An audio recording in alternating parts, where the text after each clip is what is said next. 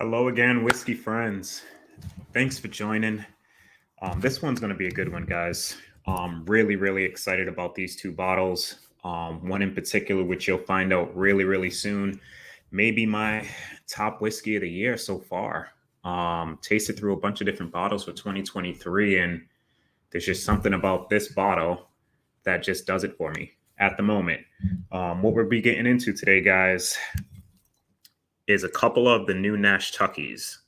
This one in particular is the Lauren Simpson Stash 2, and the other one is the Lauren Simpson Stash 3. So both batches, phenomenal bottles. Hang with me.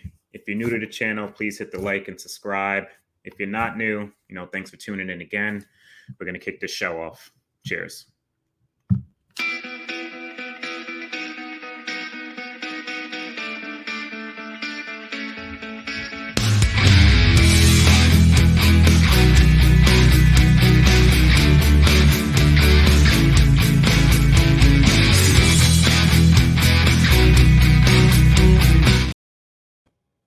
Hey, thanks guys for sticking with me. And without further ado, I just kind of want to really dive into these. So Nashtucky, it's a little brand that Nashville Barrel Company is kind of doing like a little spinoff of. And what they're doing and how they got that name is Kentucky and Tennessee share a border, right? So years ago, there used to be issues, I guess, with bringing whiskey across the borderline and all this good stuff.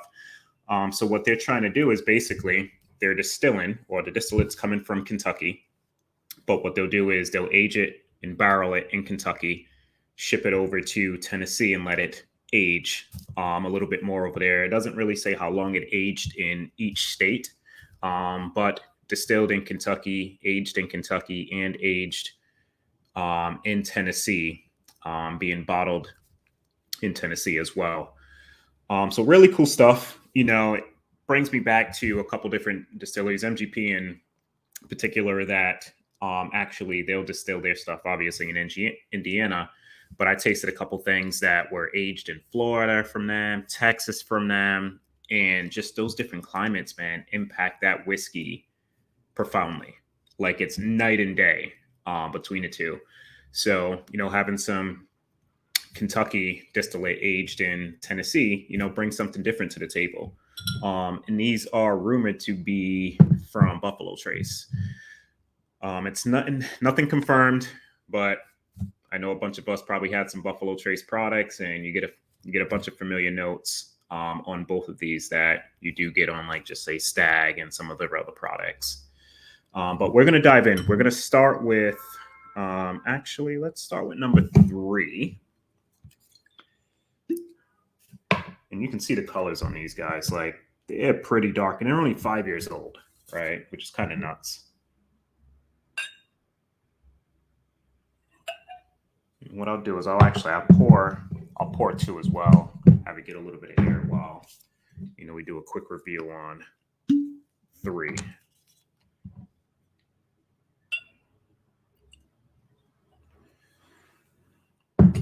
Give a couple shout outs. My buddy Independent Joe on YouTube.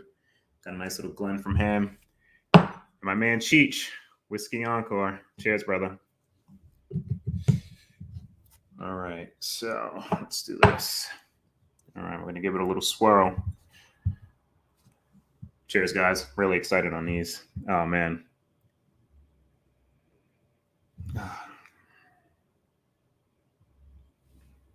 So right off the bat on the nose, like it's fruit forward. Like you're pulling like a lot of dark, rich oak. This one does come across slightly younger than batch 2 or stash 2. From when I tried both of those a couple times. But it's not to the point where you're thinking it's a legitimate 5-year-old. Like, these both come across a lot older. And it's minimum 5 years. They could have been, aged a lot longer than that. Nothing's really set in stone on here. But yeah, dark, rich oak, sweetness to it. You do get some berry vibes, which I'm a fan of. Give me all the fruits and sweetness on the nose and the palate with a nice proof, and I'm sold. But yeah, dark oak. Like I said, slightly youthful. Berries. It's like blackberry, plum, strawberry. A little bit of spice on the nose. Not too ethanol forward, which is nice. And the proof on this is 127.8. So it's not a low proof by any means, but you're not pulling a lot of that off the nose, which is nice. All right, guys, time to go in for a sip. Cheers.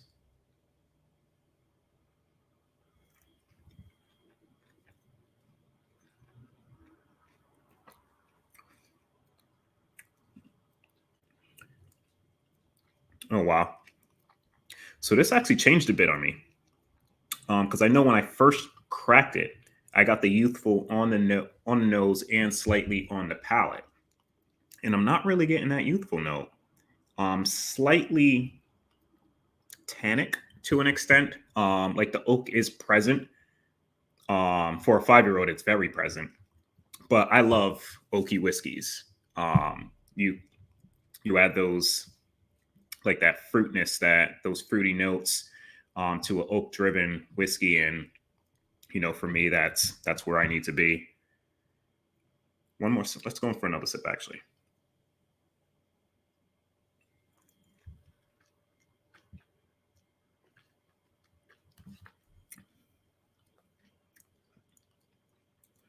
So yeah, that youthful note is pretty gone. Not really getting it at all anymore. And this is, I think, the third time I kind of dived into this bottle. As you can see, I got a little bit past the neck, so it's not too far into it. And Stash 2 is right around the same, actually a little less than that, because that bottle I just been trying to keep my hands off it. That's how good that one is. But yeah, on the palate, like lovely richness, sweet. You do get some cinnamon spice in there, some bacon spices, but those dark fruit flavors shine through. The plums, the berries, it's all over this, along with like a decent amount of oak. Nice little hug it gives you. This actually drinks, it's maybe slightly under the proof, which I'm not really mad at, but it does give you that nice warming sensation that you contribute to, normally barrel proof whiskeys. So I want to take a little sip of water, guys. Thanks for sticking with me so far. This one, oh man, so batch 2, guys, or stash 2, 5-year-old, just like the stash 3, 127.06 proof.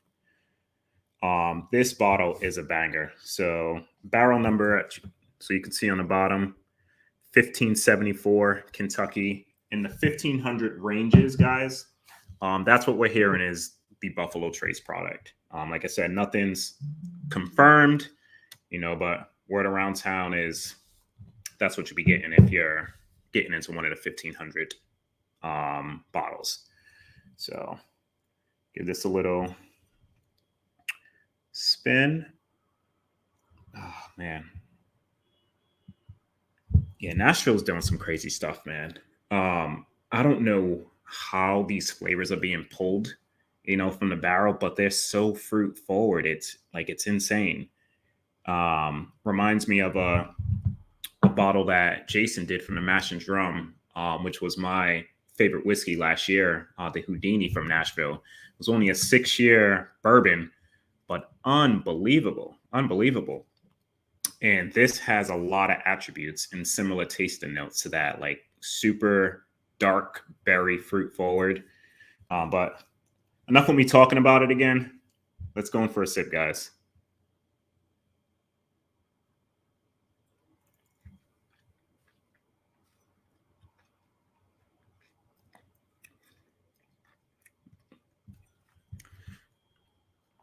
This is like almost everything I want in a whiskey. Punches you with flavor right up front. It does kick off slightly or take off a little bit down, but immediately right after, like from transition from front to mid, it kind of dies off slightly, but mid in the finish is just like absolutely unbelievable. But yeah, on the nose for me, it's similar to Stash 3. You are getting that blackberry, you're getting that plum, and it's almost like a plum skin. Because the plum itself is actually like super sweet, but the skin gives you like a slight sour, tangy note. And that's in here, which is nice. It may sound a little weird, sour, tangy, but no, it does this whiskey justice. Less ethanol forward on a nose than Stash 3. Like nose in this, I would think it's probably like 100 proof whiskey. Like there's barely any alcohol in a nose, which is kind of crazy. Yeah, 127. And I could sit here and just nose it and not get a burn whatsoever, guys, which is nice. Let's go in for another sip.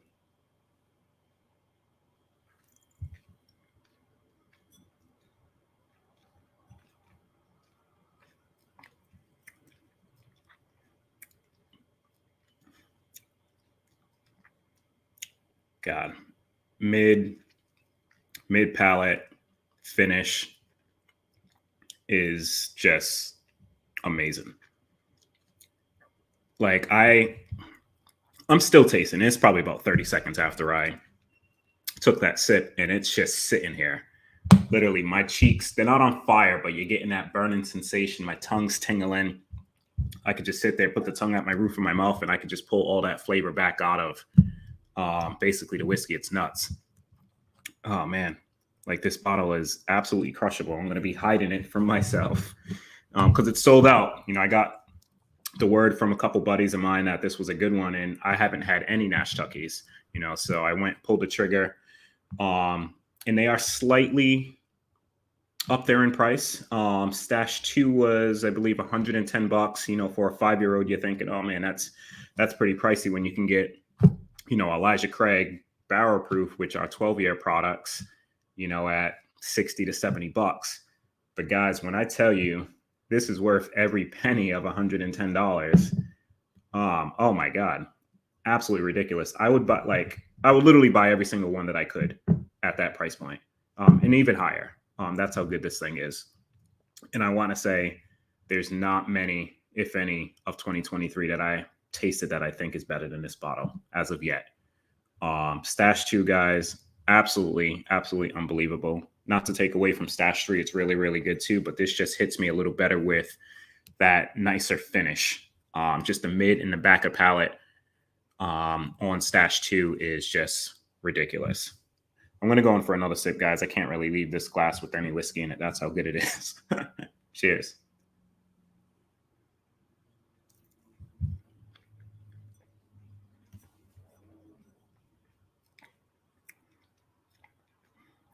Yeah, I just want to sit here and just literally drink this all day. I can talk this whiskey up a lot, guys, but we're going to go into a quick slide, show you a breakdown of how I reviewed it. I'll give you the total score on Stash 3. Don't have that slide up for you, but it didn't fall too far from Stash 2. So let's jump into that. So if you look at here, Lawrence Simpson, Stash 2. We look at the nose on the flavor. And when we say flavor, we're just kind of like just those notes that you're kind of pulling out initially on the front, basically on first smell, right? So I wouldn't say it's one dimensional. It is fruit forward, but that's kind of all you get. You get a little bit of oak. You do get that spice, but just kind of typical in a sense, right? For bourbon, but when you dive into it a little more, that depth is there. That's why the score went up to a 9. It's just rich. You're not getting any youthful notes on this one in particular, and it's 5 years old, which you would think that you would get. But once you taste this thing, that's where you see these scores pick up, guys. You got a 10 on the front palate, 10 on the mouthfeel. As I was saying earlier, it just sits there, which is absolutely lovely. Mid palate's the same. Granted, it took a slight dive down, but a 9 is fantastic. 10 is literally like the best thing. You know what I mean? So when we're looking at 9s, that's not to take anything away from a whiskey. A 9 is a phenomenal whiskey, right? So mid palate's there. Everything else scores a 9. I put that value at a 10, even though it's $110, guys, for this bottle.